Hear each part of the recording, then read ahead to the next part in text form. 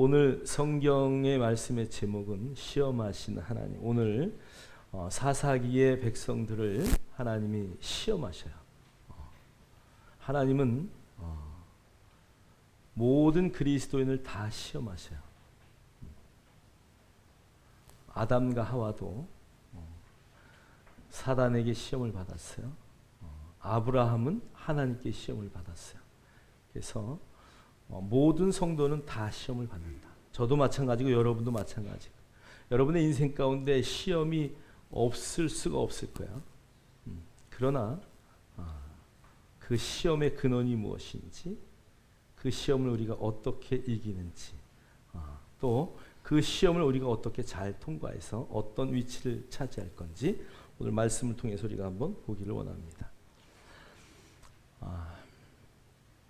한국의 지성이라고 말씀하는 이어령 박사님, 1933년생이신데 올해 돌아가셨어요. 그분이 지은 책에 지성에서 영성으로라는 책이 있습니다. 정말 이민희 목사님 딸이 미국의 유명한 법학가이고, 그분은 검사가 아니라 판사로 미국의 판사면 우리나라 판사하고 좀 급이 다르죠, 그죠? 그런데 모든 것을 다 내려놓고 아프리카로 목사가 되어서 선교를 떠났어요. 암 수술과 병투병으로 인해서 몸은 많이 망가졌고요. 결국 아버지 예수 좀 믿으세요. 이어령 박사님은 성경을 읽을 때 왜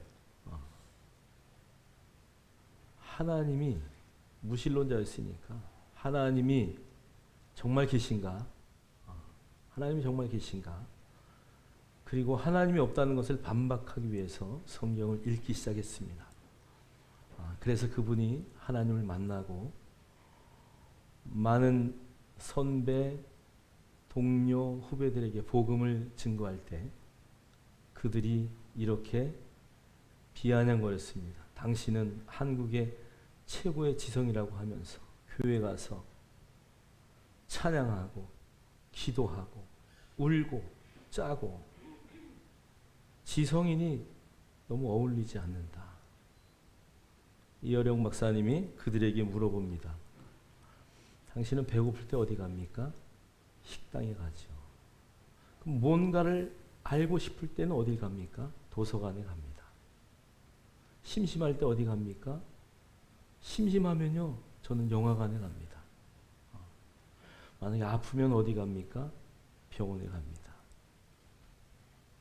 그러면 또박또박 대답을 잘하는 그들을 보고 이렇게 말해요. 그렇다면 먹어도 배고프고 마셔도 목마르고 아무리 재밌는 놀이를 해도 심심하고 배워도 답답하면 어디를 갑니까?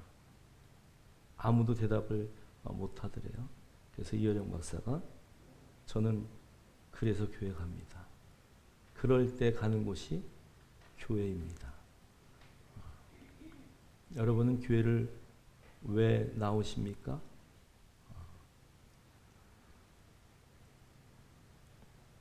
교회는 상처난 사람들에게 위로를 주고, 교회는 복음으로 사랑을 나누고, 교회는 우리 안에 있는 하나님의 생명을 전달하는 곳이 교회입니다. 여러분이 생각하는 교회는 어떤 교회인지 저는 묻고 싶어요. 상처 주고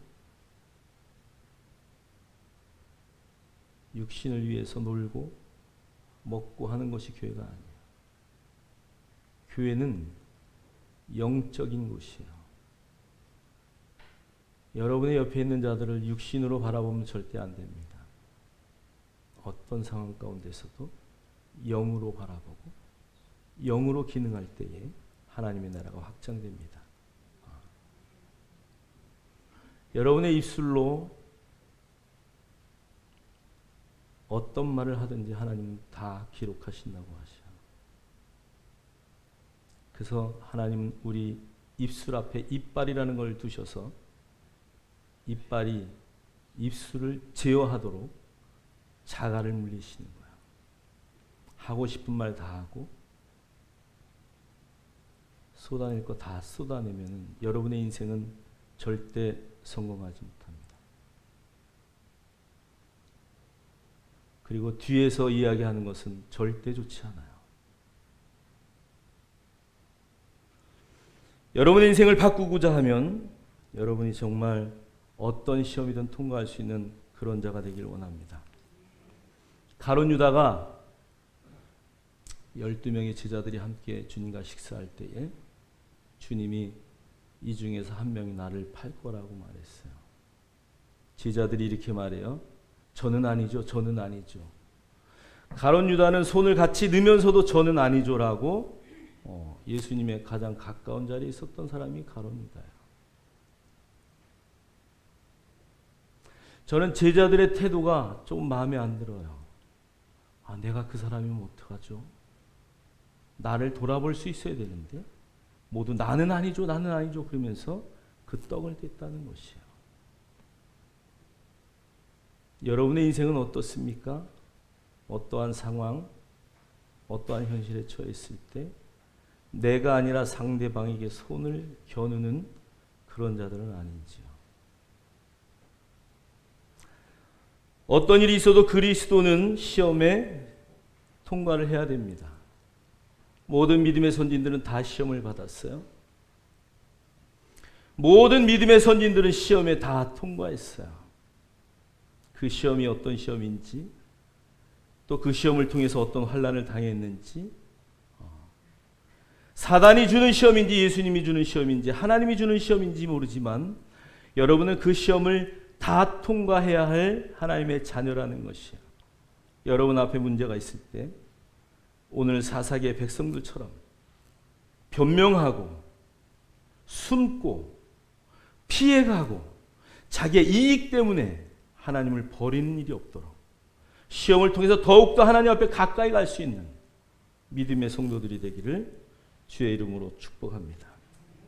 우리 사사기 3장 1절 말씀 한번 다 같이 읽겠습니다. 시작.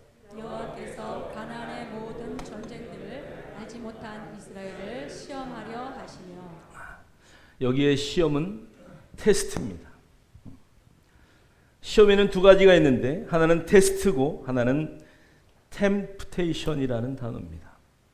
테스트라는 단어는 시험을 보고 통과하면 더 높은 곳으로 올라가는, 그래서 아이들이 학교에서 한 학년 올라갈 때마다 학기말 고사를 보듯이 보는 시험이 테스트예요.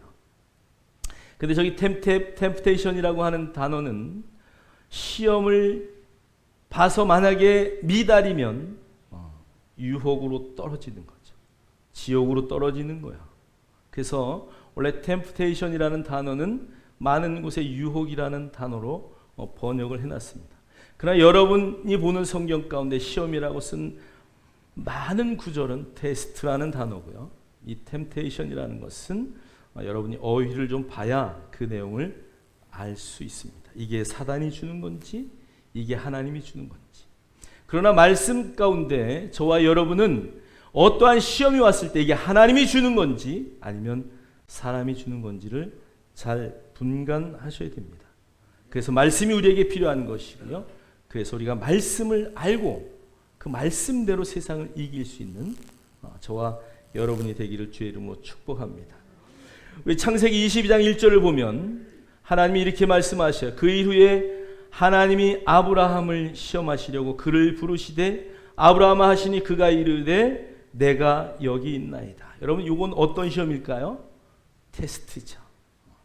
하나님이 아브라함을 더 높은 곳으로 하나님의 자녀 가운데 정말 굉장한 은혜의 자리로 이끌기 위해서 그는 아브라함을 시험합니다. 아브라함은 이 시험을 능히 이기고 다시는 시험받았다는 말이 없어요. 저와 여러분의 인생 앞에 어떤 시험이 닥치든 그 시험을 능히 이기고 다시는 시험 가운데 들지 않는 그런 자리에 있기를 주의 이름으로 축원합니다. 욥기를 한번 보시겠어요? 욥기 2장 9절로 10절 읽겠습니다. 시작. 그의 아내가 그에게 이르되 당신이 그래도 자기의 온전함을 굳게 지키느냐? 하나님을 욕하고 죽으라. 그가 이르되 그대의 말이 한 어리석은 여자의 말 같도다. 우리가 하나님께 복을 받았은즉 화도 받지 아니하겠느냐 하고 이 모든 일에 욥이 입술로 범죄하지 아니하니라. 아멘. 아멘. 욥에게 있어서 가장 큰 시험은 제가 볼 때는 아내의 시험일 것 같아요. 사단이 아들을 뺏어가고 재산을 뺏어가고 또 나귀와 낙타들 모든 짐승을 다 뺏어갔어요. 그래도 욥은 태어났어요. 2장에 가면 사단이 하나님 앞에 가서 하나님 이렇게 많은 재산을 주고 뭘 잘했는데 그래서 너 그거 다 뺏었지 않았냐? 그래도 욥은 하나님을 버리지 않고 의인으로서의 삶을 살고 있다. 그랬더니 하나님 목숨은 가만히 두고 그러니까 몸은 건들지 않고 그가 아프지도 않고 건강하고 다 하니까 그렇고 하죠. 만약에 몸을 치면은요 당장 하나님을 배반할 거예요. 하나님이 사단에게 허락하셔요. 여러분 2장 이후에 보면 욥이 벽돌로 자기의 몸을 막 긁어요. 여러분 정말 간지러워서 긁어보신 적 있으십니까? 예전에 무좀이 나가지고 얼마나 아프던지. 그래서 저는 제 발로 제 발을 찍었어요. 발로. 그랬더니 막 피가 나오더라고요. 그런데도 너무 간지러워요.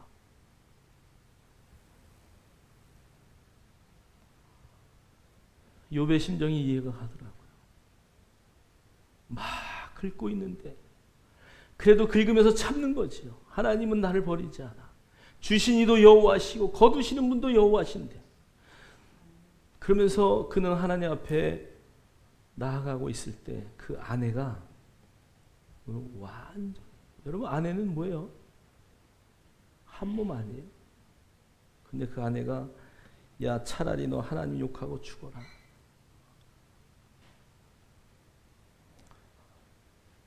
욥이 이렇게 말해요. 하나님께서 복을 받았은즉 하나님께 복을 받았은즉 화도 받지 아니하겠느냐. 옆 사람하고 한번 대화하세요. 하나님께 복을 받았은즉 화도 받지 아니하겠느냐. 욥이 입술로 절대 범죄하지 않았대요. 욥은 정말 대단해요. 여러분 앞에 어떤 시험이 와든 여러분 인생에 순교자들의 같은 삶이 여러분 앞에 펼쳐진다 한들 지금부터 준비하셔서 어떤 상황에도 욥과 같이 고백할 수 있기를 원해요. 그것이 제자입니다. 출애굽기 17장 7절 한번 보세요. 이스라엘 백성들이 그가 그곳 이름을 마사 또는 무리바라 불렀으니 이는 이스라엘 자손이 다투었으며 또는 그들이 여호와를 시험하여 이르기를 여호와께서 우리 중에 계신가 안 계신가 하였음이더라. 여기의 시험은요 템테이션이에요. 템프테이션. 그래서 여기서 말하는 시험은 하나님이 저것들 죽여버릴까? 이렇게 하나님을 유혹시켰다. 하나님은 여러분 우리가 그럴 때 얼마나 많은지 몰라요. 저도 제 인생을 보면 정말 하나님 날 보고 짜증 엄청 내셨겠다.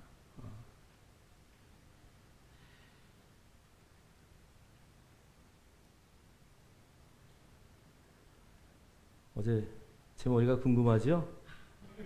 어제 제가 머리를 삭발하러 갔더니 목사님 이전에 꽤나 싸웠겠네요. 머리에 빵꾸가 많이 났네요. 그러더라고요.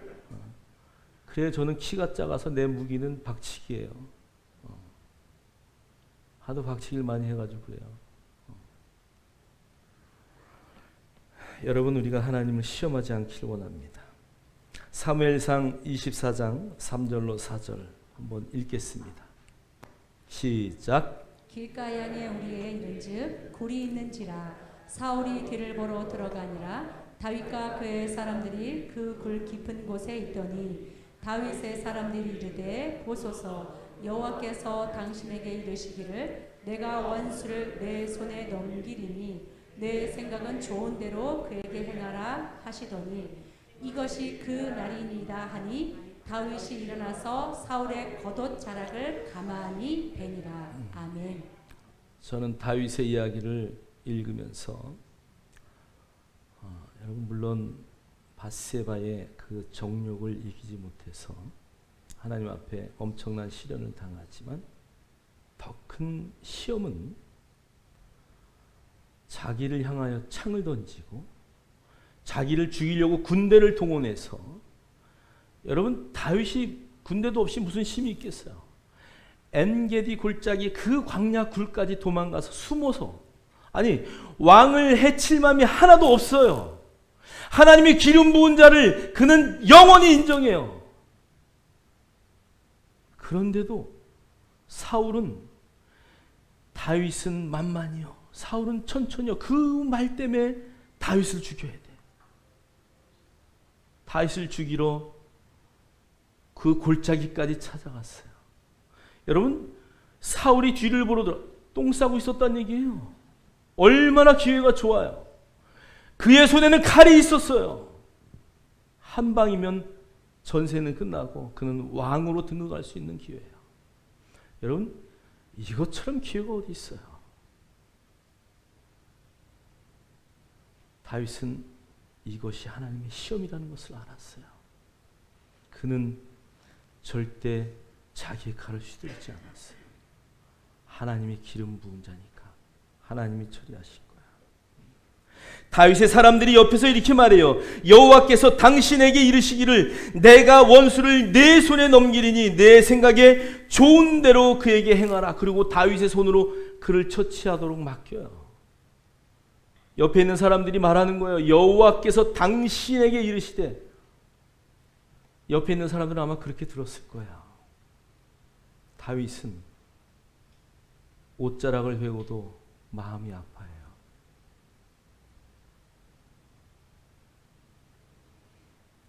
저는 그런 다윗이 너무 부럽습니다.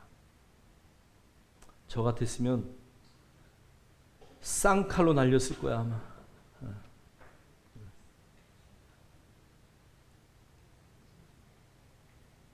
졸리신 분은 일어나셔서 저 뒤에 가셔서 예배하세요. 사무엘상 26장 12절 우리 한번 읽겠습니다. 시작. 다윗이 사울의 머리 곁에서 창과 물병을 가지고 떠나가되 아무도 보거나 눈치채지 못하고 깨어있는 사람도 없었으니 이는 여호와께서 그들을 깊이 잠들게 하셨으므로 그들이 다 잠들어 있었기 때문이었더라. 아멘.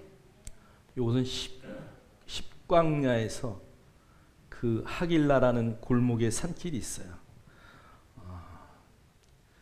다윗의 얼마 안 되는 병사들을 찾으려고 이스라엘의 군대를 끌고 와서 사울이 진을 치고 있는 거예요. 그리고 그들이 저녁이 되니까 추격하는 걸 멈추고 그 자리에서 잠을 자고 있는데요. 다윗이 그 곁에를 가요. 사울의 머리 곁에. 그러면 어떻게 해요? 그냥 칼로 한 방 치면 끝나는 자리인데 창과 물병만 가지고 떠나요. 그런데 뒤에 보세요. 아무도 보거나 눈치채지 못하고 깨어있는 사람이 하나도 없었다는 거예요. 만약에 거기 깨어있었던 사람이 있으면 다윗은 잡히지요. 뒤에 성경은 이렇게 돼 있어요. 이는 여호와께서 그들을 깊이 잠들게 하셨다. 여러분, 하나님이 깊이 잠들게 하셨구나. 야, 기회다 이거 진짜. 얘네가 쿨쿨 자네. 내가 가도 모르네. 아니 한두 명도 아니고 모든 놈들이 싹 자버리네. 사울은 말할 것도 없고 저거 코 골고 자는데 하나님이 하셨구나. 아니 하나님이 그들을 깊이 잠들게 했으니까 기회 아니에요? 전쟁 중인데 지금 그러면 칼 뽑아서 죽여야죠.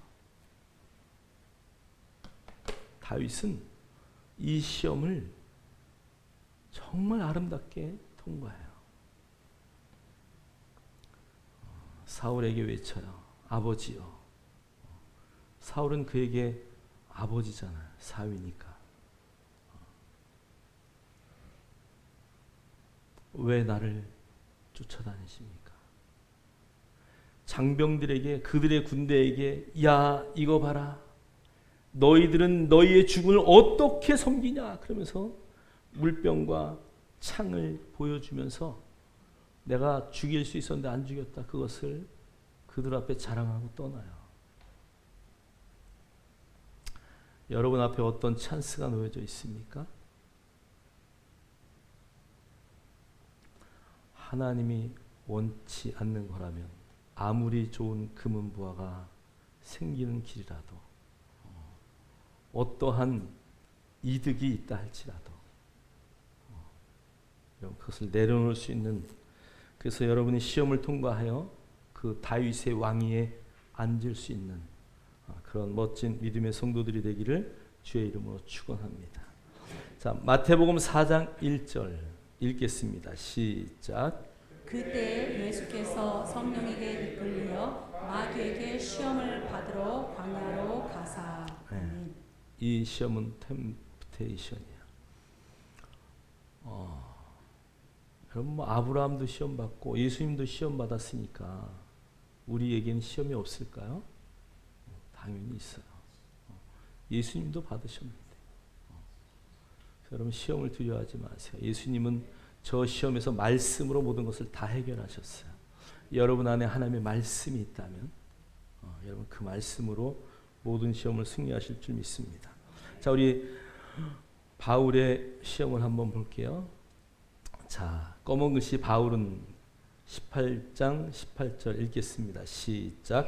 바울은 더 여러 날 머물다가 형제들과 작별하고 배 타고 수리아로 떠나갈새 브리스길라와 아굴라도 함께 하더라. 바울이 일찍이 서원이 있었으므로 갱그리아에서 머리를 깎았더라. 아멘. 아멘. 바울이 1차 여행 떠나기 전에 이제 다메섹에서 주님을 만나요. 그리고 주님을 만난 후에 다윗의 평생은 이방인들을 위해 쓰임 받을 거라는 것을 많은 사람들이 예언도 했고 바울도 그렇게 주님의 음성을 들었어요. 그는 그곳에서 서원했죠. 내가 하나님 앞에 나의 일생을 드리겠습니다. 그런데 바울이 1차 전도가 끝나고 2차 전도가 이제 마무리하고 안디옥으로 돌아올 때 고린도에서 모든 성도들이 잡아요. 여러분 고린도는 브리스길라와 아굴라를 전도해서 천막을 치면서 전도했던 곳이에요. 여러분 고린도 교회에 굉장한 부흥이 일어났어요. 나 같았으면 거기에 그냥 주저앉았을 거예요.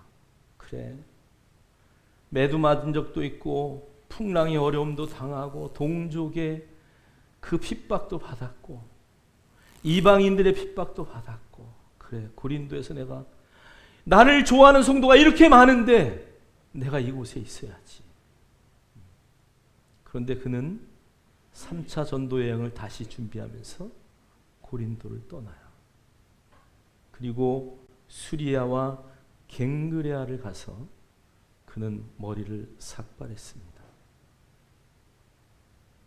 그리고 에베소를 가서 자기를 그렇게 붙쫓아 다니던 브리스길라와 아굴라를 에베소에 떨겨놓고 그는 홀로 가이사라와 안디옥으로 향합니다. 그리고 갈라디아와 부르기아를 다니면서 모든 제자를 굳건하게 했다라고 말해요.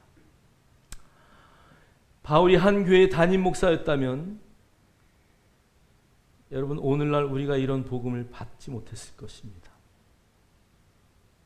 저와 우리 아내가 손을 붙들고 서원을 했어요. 하나님, 이제 우리는 제자 삼는 일에 우리의 인생을 드리게 하세요. 초대교회 사도들이 그랬던 것처럼 말씀 보고 기도하고 전도하고 복음 전해서 제자 삼는 것 외에 다른 일은 하지 말자. 건물은 교회가 아닙니다. 여러분 한 사람 한 사람이 교회예요. 두세 사람이 모인 곳이 교회입니다. 저는 여러분에게 감히 부탁을 드려요. 제자가 되고 제자가 되지 않겠다면 여러분 더 좋은 교회를 찾아서 떠나셔도 됩니다. 우리 교회에 매년 감이 달립니다. 처음에 달릴 때는 100개가 넘게 감이 달려요. 꽃이 한 200개쯤 피고 감이 100개 정도가 달려요. 바람이 불고 비가 오고 그러면 감들이 다 떨어져요. 그리고 남는 감들은 작년에는 한 20개 정도가 되더라고요. 올해는 30개 정도 될 것 같아요. 나머지가 왜 떨어질까? 제가 봤더니 남아있는 감들이 풍성히 자라라고. 남아있는 감들은 여러분 붙어있기만 하면 저절로 크더라고요. 사랑하는 성도 여러분, 여러분은 이 땅에 두 번 오지 않습니다. 제가 예언하지만 이 자리에 두 번 여기에 천국 갔다가 또 오실 분은 한 분도 없을 걸 저는 확신합니다. 옆 사람하고 한번 물어보세요. 또 오실랍니까?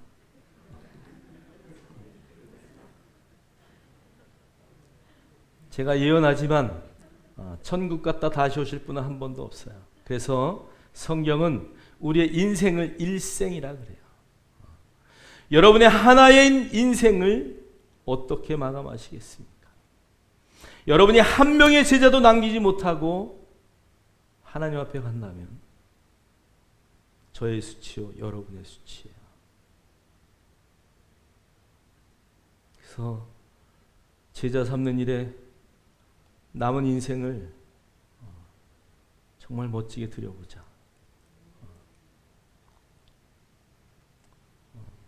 저와 사모를 통해서 소문을 들은 목사님, 사모님들이 요즘에는 양육을 받고자 우리 교회를 오고 또 우리가 찾아가고 합니다. 왜? 목사님이 변하면 교회가 변하니까. 또 우리 교회는 아니지만 사모하는 자들이 와서 말씀을 듣고 변화되기를 희망해서 줌으로 온라인으로 양육도 합니다. 또 더 높은 곳으로 가기 위해서 일주일에 책을 4챕터, 5챕터를 읽고 목사님들과 나누면서 북쉐어링도 합니다. 저와 사모가 부족하지만 정말 남은 인생 하나님 앞에 그렇게 드리자. 저와 여러분이 그 결단에 동참하시고 정말 나도 죽기 전에 나를 통해서 한 명이라도 복음의 자녀를 낳기를 원하는 우리 모두가 되길 주의 이름으로 축복합니다. 어느 성도님이 교회를 떠났어요. 그래서 와가지고 잠깐 이런저런 이야기하다가 그런 얘기를 하더라고요. 그래도 집사님은 그 목사님의 자녀 아닙니까? 그랬더니 목사님! 그런 말 하지 마세요. 자녀면 끝까지 책임을 져야죠. 저는 굉장히 쇼크를 받았어요. 많은 목사님들이 자녀라고 하면서 정말 끝까지 책임지는가? 여러분의 육의 자녀는 어떻게 하겠습니까? 밥 달라면 밥 주고 아마 저도 그랬지만 집이라도 팔아서 유학 보내고 여러분 그렇지 않아요? 근데 여러분의 영적 자녀는 잘못해도 말도 못하고 왜? 교회에서 떨어져 나갈까 봐 훈계도 못하고 오냐오냐 하다가 오냐오냐 하며 키운 자식들처럼 그 성도가 저한테 그런 얘기 하더라고요. 목사님 자녀라면 부모 아닙니까? 부모면 똑같이 대해줘야죠.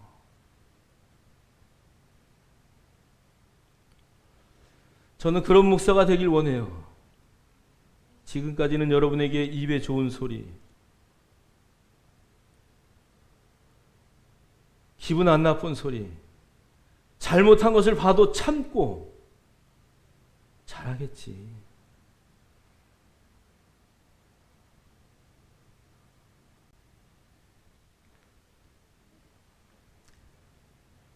그러나 여러분, 그게 좋은 게 아니더라고요.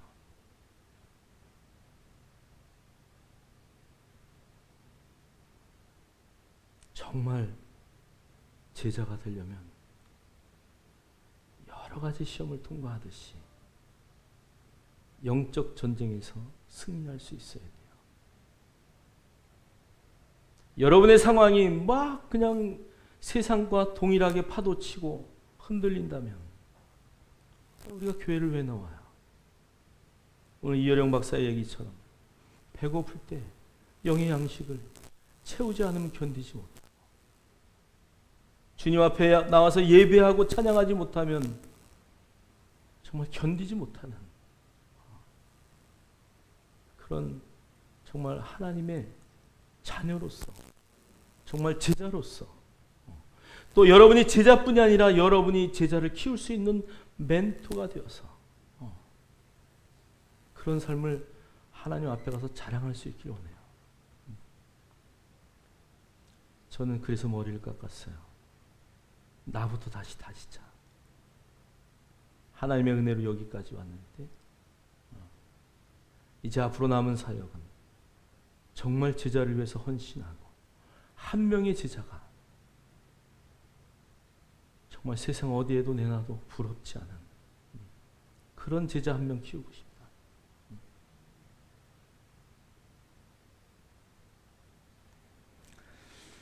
저와 여러분이 그런 결단에 함께해 주기를 주의 이름으로 축원합니다.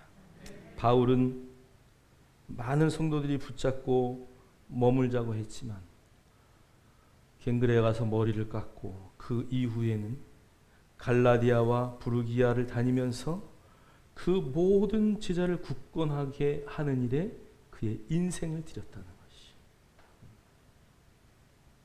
저와 여러분, 어디에 여러분의 인생을 투자하겠습니까? 결단하시고 바울과 같이 1, 2차 전도의 성공에 만끽할 것이 아니라 그가 로마에서 죽음을 당할 때까지 그의 제자들을 위하여 편지를 썼던 것이 성경이 되었고 그의 제자를 위해서 울면서 기도하며 편지 썼던 것들이 그들의 인생을 바꾸는 그런 삶이 되기를 주의 이름으로 축복합니다. 자, 왜 그러면 시험을 했을까? 왜 하나님은 믿음의 사람들, 믿음의 선진들, 오늘을 살아가는 저와 여러분을 왜 하나님은 시험하셨을까? 우리 사사기 3장 2절 한번 읽겠어요? 시작. 이스라엘 자손의 세대 중에 아직 전쟁을 알지 못하는 자들에게 그것을 가르쳐 알게 하려 하사. 아멘. 아멘. 자, 4절도 읽겠습니다. 시작. 남겨두신 이 이방 민족들로 이스라엘을 시험하사 여호와께서 모세를 통하여 그들의 조상들에게 이르신 명령들을 순종하는지 알고자 하셨더라. 자, 그러니까 하나님이 시험하는 것은 전쟁이 모르는 그 어린 세대들에게 전쟁이 어떻게 되는 건지를 알게 하기 위해서 남겨놓으셨다. 그 다음에 너희들이 정말 내 명령을 잘 순종하는지 그것을 보시려고 그 시험을 그들에게 했다는 것이죠. 자, 사무엘상 17장 47절 한번 보겠어요. 시작. 여호와의 구원하심이 칼과 창에 있지 아니함을 이 무리에게 알게 하리라. 전쟁은 여호와께 속한 것인즉 그가 너희를 우리 손에 넘기시리라. 아멘. 전쟁은 누구에게 속한 거라고요? 하나. 그러니까 전쟁이 하나님에게 속한 것을 알게 하기 위해서 전쟁은 누구에게 속했다고요? 하나님에게. 옆 사람에게 한번 우리의 영적 전쟁 그 모든 삶의 전체, 모든 것들이 하나님께 달려 있습니다.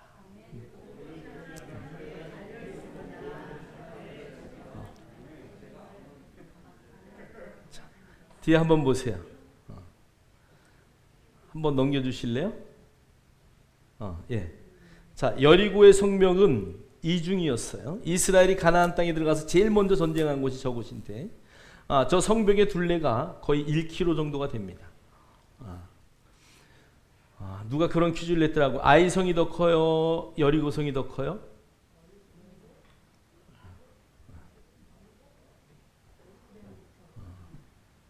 저 여리고성의 인구는 700명 정도고요. 아이성의 인구는 14,000명 정도 돼요. 3배 정도 아이성이 더 커요. 왜 작다고 했을까? 성벽이, 성곽이 별로 튼튼하지가 않기 때문에 성경엔 작다라고 표현되어 있는 거예요. 자, 어쨌든 저 성벽은 이중으로 되어 있고요. 저 성벽은 굉장히 견고한 성벽이었어요. 그리고 이 성벽과 성벽 사이에 사람들이 살았죠. 뒤에 한번 보실래요? 저게 이제 발굴하는 현장이고요. 그 발굴하는 과정에서 나온 뭐 항아리 안에 있는 쌀들 이런 거를 다 봐서는 그들이 갑자기 폭삭 망했다는 것을 알 수 있어요. 성경에 보면 7일 동안 돌고 함성을 지를 때 저 성벽이 무너졌어요. 밖으로 무너진 게 아니라 안으로 무너졌어요. 오른쪽에 맨 아래 녹색 지대는 집들이 있고 사람들이 살았다는 거예요. 그러니까 아마 그 기생 라합이 저 첫 번째 문 다음에 어디께 살고 있었다라고 이제 고고학자들은 말하고 있어요. 그래서 여리고의 전쟁은 그들이 힘으로 싸웠나요? 그냥 돌기만 하고 나팔 불고 끝낸 전쟁이 누가 하셨어요? 하나님이 하셨다. 이스라엘의 큰 전쟁을 한번 또 볼까요? 중동 전쟁이 4번이나 있었는데 저 글씨가 잘 보이는지 모르겠어요. 자, 이 67년에 6.1 전쟁을 했는데요. 이스라엘은 정규군이 5만 명, 아랍연합군은 24만 명. 5배 차이 나죠. 자, 예비군은 21만 명, 아랍연합군은 31만 명 정도가 됐대요. 항공기는 이스라엘이 300대고요. 아랍연합군은 950대요. 전차는 이스라엘이 800대고 아랍연합국은 2,500대. 전사자가 1,000명이고 아랍연합국은 몇 명이요? 2만 명. 전쟁 결과 영토가 이스라엘은 3배로 확장이 되고 아랍연합국에 40만 명의 난민이 생겼대. 다 쫓겨갔으니까. 여러분, 저 전쟁을 객관적으로 미국이나 러시아는 아랍연합국을 도왔고요. 미국은 전쟁 가운데 투입도 되지 않았어요. 저 무기들은 아랍연합국의 무기들은 전부 구소련에서 다 공급한 거야. 객관적으로 저 전쟁을 누가 이길까요? 아랍연합국이 당연히 이기죠. 여러분, 전쟁사를 보면 그 전 안식일에 아랍연합국이 기습 공격을 해요. 전력의 3분의 1 정도를 잃어버려요. 그리고 그 다음날 안식일의 모든 세대가 끝나고 공격을 새벽에 시작해서 완전히 초토화를 만들어요. 여러분, 유튜브에 미스테리 이스라엘 전쟁 보면 어떻게 이겼을까? 뒤에 한번 볼까요? 그 당시에 전쟁을 이끌었던 여성 수상 골다 메이어예요. 그 당시에 71세예요. 내가 못났기에 열심히 기도했고 공부했다. 그는 이스라엘의 전쟁을 3차 전쟁, 4차 전쟁을 이끌었던 영웅이고요. 그 두 전쟁을 모두 승리로 이끌었어요. 3차 전쟁을 끝내고 4차 전쟁이 먼저 당했지만 다시 그것을 회복하는데 저 여자가 쓰여졌는데 저 여자분이 한 얘기가 내가 못났게 열심히 기도했고 공부했다. 더 놀라운 것은 전쟁이 일어나자마자 그들은 이렇게 했어요. 뒤에 한번 보세요. 이스라엘은 아침 6시부터 모든 비상방송을 틀고 아모스 9장의 말씀을 하루 종일 방송하며 전쟁을 승리로 바꾸었대요. 전쟁의 전황을 전해준 게 아니에요. 아모스 9장의 말씀을 하루 종일 틀어줬대요. 백성들이 그 말씀을 계속 읽고 선포하면서 기도했다는 거예요. 여러분, 아모스 9장 14절로 15절 읽겠습니다. 시작. 내가 내 백성 이스라엘이 사로잡힌 것을 돌이키리니 그들이 황폐한 성읍을 건축하여 거주하며 포도원들을 가꾸고 그 포도주를 마시며 과수원들을 만들고 그 열매를 먹으리라. 내가 그들을 그들의 땅에 심으리니 그들이 내가 준 땅에서 다시 뽑히지 아니하리라. 내 하나님 여호와의 말씀이니라. 아멘. 아모스 9장 14절 15절의 말씀, 우리를 이 땅에 심으신 하나님, 2000년 만에 다시 돌아오게 하셔서 이 땅에 심으신 그 하나님이 절대 우리를 다시 뽑지 않는다. 하루 종일 이 방송을 계속 선포하고 백성들은 기도했다는 거예요. 총리가 전황을 전하지 마세요. 아모스 9장 14절로 15절의 말씀을 하루 종일 방송하세요. 여러분의 승리의 근원은 무엇입니까? 어떤 상황이 와도 하나님의 말씀으로 이기셔야 돼요. 뒤에 또 한 사람의 놀라운 영웅이 있습니다. 여러분, 우리가 잘 알듯이 애굽은 다얀, 모세 다얀이죠. 전쟁을 총지휘했어요. 그는 전쟁이 시작되자마자 우리에겐 신무기가 있다고 선포했어요. 그래서 미국이나 소련에서는 이스라엘의 핵을 쏠라는가 보다. 왜요? 지금 이 전쟁이 19년 일본이 항복한 다음에 일본이 항복되고 이스라엘이 45년에 자기의 땅을 찾아서 우리도 해방됐지만 이 사람들도 해방된 사람들이에요. 그런데 19년이 지났는데 지금 모세 다얀이 전쟁을 하면서 1차 전쟁, 2차 전쟁을 승리로 이끌었어요. 그런데 3차 전쟁에 또 아랍 연합국이 쳐들어올 때에 우리는 신무기가 있다. 너희들 건들면 우리에게는 신무기가 있다. 그러고 하니까 러시아와 미국이, 소련과 미국이 대첩보를 폈어요. 쟤네가 무슨 무기가 있나? 어떤 무기인데 그러나. 그런데 저런 전쟁이 끝날 때까지 신무기를 밝혀내지 못했어요. 이 모세 다얀의 신무기는 무엇입니까?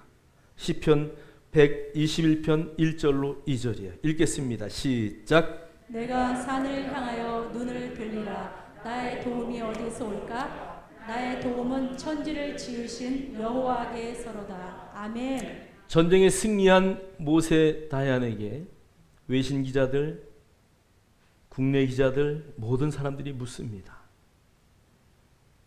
신무기가 무엇이었습니까? 그는 시편 121편 1절로 2절을 선포하면서 내가 산을 향하여 눈을 들리라. 나의 도움이 어디서 올까? 나의 도움은 천지를 지으신 여호와에게서로다. 여러분의 삶의 신무기는 무엇입니까? 여러분이 인생을 살아가면서 여러분에게 있어서 정말 중요한 무기는 무엇입니까? 돈입니까? 명예입니까? 권력입니까?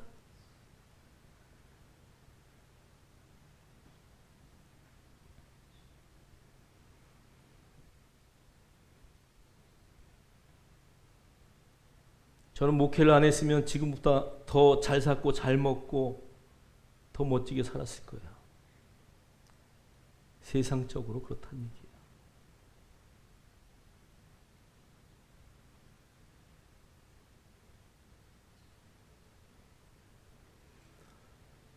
여러분이 갖고 있는 신무기는 무엇입니까? 오늘 모세 다얀처럼 여러분의 신무기는 하나님의 말씀이 되기를 원합니다. 오늘 깨달은 말씀이 여러분의 삶의 무기가 되어서 여러분의 인생을 변화시키는 놀라운 은혜 역사들 있기를 주의 이름으로 축복합니다. 우리는 영적 전쟁도 시험도 늘 승리해야 합니다.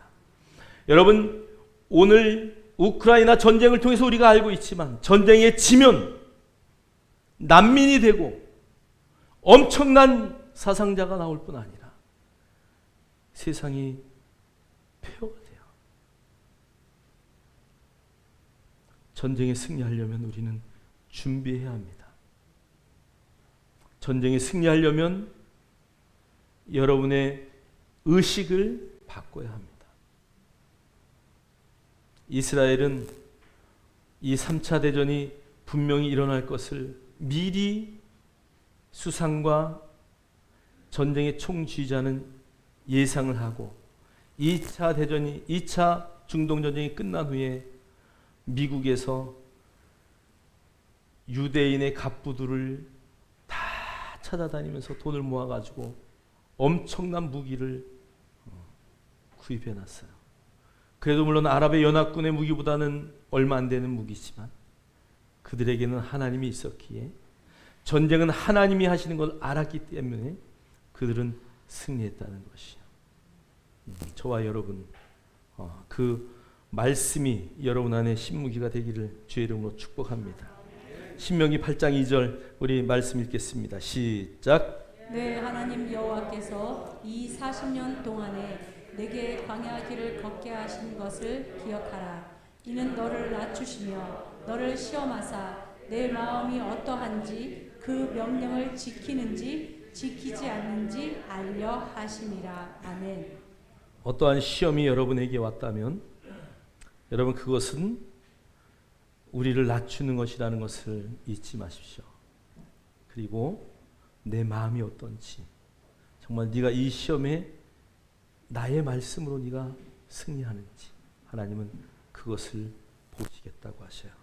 신명기 8장 16절도 이렇게 말해요. 내 조상들도 알지 못하던 만나를 광야에서 내게 먹이셨나니 이는 다 너를 낮추시며 너를 시험하사 마침내 내게 복을 주려 하심이라. 여러분 둘 다 어떤 단어가 있어요? 시험을 통해서 낮추는 거예요. 낮추는 거예요. 우리가 얼마나 하나님의 말씀 앞에 낮은 자세로 사는지, 우리의 이론들이 하나님 말씀보다 더 높아지지는 않았는지요. 내가 알고 있는 경험과 지식이 하나님의 말씀보다 더 높지는 않은지요. 여러분이 살아온 인생의 모든 습관이 하나님의 말씀보다 더 높은 곳에 자리하고 있지는 않은지요. 여러분 낮추십시오. 문제가 생길 때, 시험이 올 때 여러분을 납작 주님 앞에 낮추셔서 그 하나님이 주시려고 하는 복을 다 받아낼 수 있는 그런 승리자 되기를 주님의 이름으로 축복합니다. 전도서 3장 18절은 이렇게 말해요. 내가 내 마음속으로 이르기를 인생들의 일에 대하여 하나님이 그들을 시험하시려니 그들이 자기가 짐승과 다름이 없는 줄을 깨닫게 하려 하십니다. 여러분 많은 시험이라는 단어를 제가 찾아보니까 전부 시험이라는 단어는 교만해질 때 오더라고요. 교만해질 때. 높아지려고 할 때 하나님이 시험을 하시더라고요. 오늘 그 시험을 통해서 오늘 전도서는 내가 짐승과 다름이 없구나. 내가 저 네 발로 기어다니는 강아지보다 못하구나. 여러분 정말 여러분이 키우는 강아지들 한번 보세요. 밉다고 때려도 그래도 또 와가지고 반기고 나가 떠오면 기뻐하고 주인이라고. 그래서 전도서는 말하는 거예요. 시험을 통해서 내가 벌어지만도 못한 정말 아무 존재도 아니구나. 하나님 앞에서 작아진 나의 모습들을 여러분이 바라볼 수 있어야 돼요. 에레미야 17장 10절은 이렇게 말해요. 나 여호와는 심장을 살피며 폐부를 시험하고 각각 그의 행위와 그의 행실대로 보응하나니. 우리를 시험하셔서 행위와 행실을 보시고 그대로 보응하신대요. 여러분 어떤 삶을 살겠습니까? 하나님의 놀라운 보상을 받을 수 있는, 하나님을 기쁘게 하는 행위, 하나님이 감동하는 그런 행실이 되기를 주님의 이름으로 축복합니다. 마태복음 16장 13절도 이렇게 말해요. 주님이 주기도문을 가르쳐줄 때 하신 말씀이에요. 우리를 시험에 들게 하지 마옵시고. 여러분 이 기도의 의미는 뭐예요? 내가 스스로 높아지려고 하지만 언제라도 낮은 자리에 있게 하셔서 저들이 어떠한 시험도 들지 않게 해주세요. 여러분, 낮은 자리에 있는 자는, 누워있는 자는 넘어질 염려가 없어요. 섰다고 생각할 때 넘어지는 거예요. 그 누운 자리의 길을 주의 이름으로 축복합니다. 마태복음 26장은 이렇게 말해요. 시험에 들지 않게 깨어 기도하라. 마음에는 원이로되 육신이 약하도다 하시고. 여러분 안에 어떤 시험과 전쟁거리가 있다면 여러분 깨어 기도하십시오. 내가 지금 바른 길을 가고 있는지, 나의 삶의 방향을 주님께로 더 가까이 할 수 있는 방법은 무엇인지 기도하면, 구하면 하나님은 반드시 그 길을 보여주시고 알려주셔요. 고린도서 13장 5절은 이렇게 말해요. 너희는 믿음 안에 있는가? 너희 자신을 시험하고 너희 자신을 확증하라. 여러분이 스스로 여러분을 시험하십시오. 나는 어느 자리에 서 있는가? 나는 누구인가? 나는 어떤 존재인가? 내 삶은 오늘 그 존재에 맞는 삶을 살았는가? 그래서 여러분의 자신을 확증하십시오. 여러분의 삶이 하나님의 자녀의 삶으로 살아냈는지를 확증할 때에 여러분의 인생은 하나님의 말씀대로 늘 승진하는 그런 삶을 살아내는 것입니다. 에베소서 5장 10절은 이렇게 말해요. 주를 기쁘시게 할 것이 무엇인가 시험하여 보라. 이 단어는 사실 시험이라 하기보다는 연단이라는 단어가 더 어울리고요. 조사해보라 이런 단어가 더 어울려요. 주를 기쁘시게 할 것이 무엇인지 네 자신을 돌아보고 조사해봐라. 정말 살펴봐라. 내가 있는 이곳에서 주님을 기쁘게 할 것이 무엇인가? 내가 오늘 일하는 삶의 터전에서, 내가 지금 행하고 있는 사업장에서, 내가 살아가고 있는 삶의 현장에서 하나님을 기쁘게 할 수 있는 일이 무엇인지를 여러분 스스로 돌아보고 조사해보고 그것을 행할 수 있기를 주의 이름으로 축복합니다. 고린도전서 10장 13절은 이렇게 말해요. 사람이 감당할 시험 밖에는 너희가 당한 것이 없나니 오직 하나님은 미쁘사 너희가 감당하지 못할 시험 당함을 허락하지 아니하시고 시험 당할 즈음에 또한 피할 길을 내사 너희로 능히 감당하게 하시느니라. 시험 당할 만 하니까 시험을 주시는 거예요. 저 같은 목회자에게는 더 큰 시험을 줄 수도 있어요. 왜? 감당할 만하니까. 여러분, 그래서 시험이 오면 기뻐하라고 하는 거예요. 우리에게는 늘 사랑이신 성령님이, 예수님이, 하나님이, 그 삼위일체 되신 놀라운 우리의 아버지 되신 그분이 우리에게 늘 피할 길을 주신다는 것을 잊지 마시고, 여러분 인생에 어떠한 시험거리가 있거나 인생에 어떠한 삶의 문제가 있을 때 오늘 고린도서 10장 13절의 말씀을 붙들고 주님 앞에 기도하셔서 승리할 수 있는 저와 여러분 되길 주의 이름으로 축복합니다. 야고보서 1장 2절로 12절은 이렇게 말해요. 내 형제들아 너희가 여러 가지 시험을 당하거든 어떻게 하라고요? 온전히 기쁘게 여겨라 그래요. 여기 온전이란 단어는 퍼펙트고요, 완전하다는 단어예요.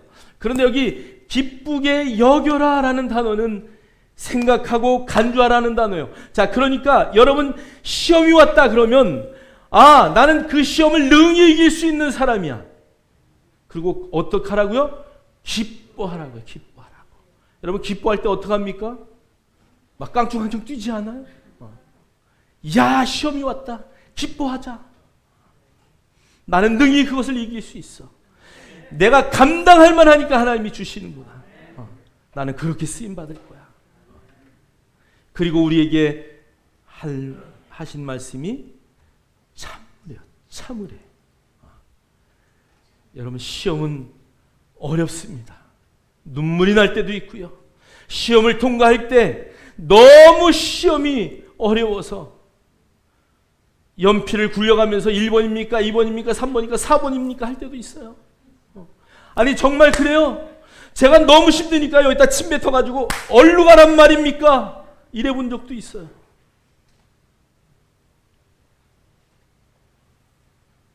그러나 여러분 끝까지 참으세요. 생명의 면류관이 저와 여러분의 것이 될 것입니다. 일어나서 찬양합시다.